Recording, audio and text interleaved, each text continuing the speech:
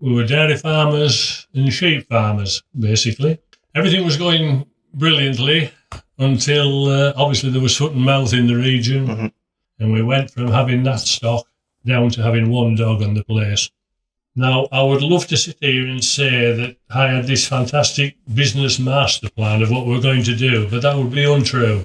My wife was in Labour Marketplace one day, and a chap who ran a small removal firm says the problem with us is we remove furniture, but we have no storage. Does your Len fancy, storing some stuff for us? And I think for the first time in my life, the grey matter started whirring.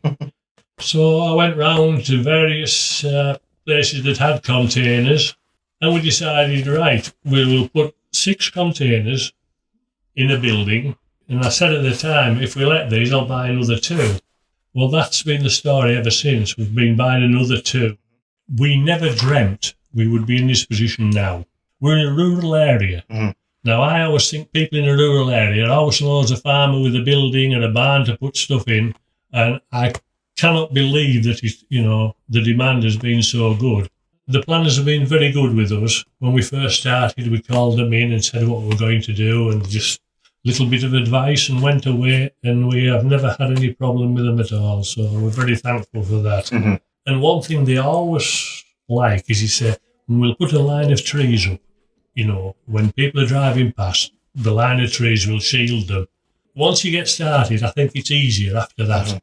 And once you show that you care about what you're doing, what you shouldn't do is go and buy 20 containers, just stick them somewhere, and expect everybody to think they're wonderful, because the world doesn't work like that. So why would you say then self-storage is a good industry to get into for farmers? I think farmers should diversify. Farming is getting to be fairly dodgy at times. Everything else is going up, the fertiliser, fuel, electricity, everything that we all use.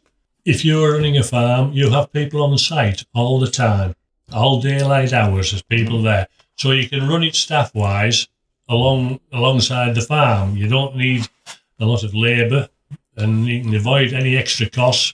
I think a lot of small farmers need all the help they can get. I would certainly advise anybody to do it because of what we've done. As long as you can keep the entrance to your containers clean and separate it slightly from the rest of the business, I think it's a brilliant way of earning extra money.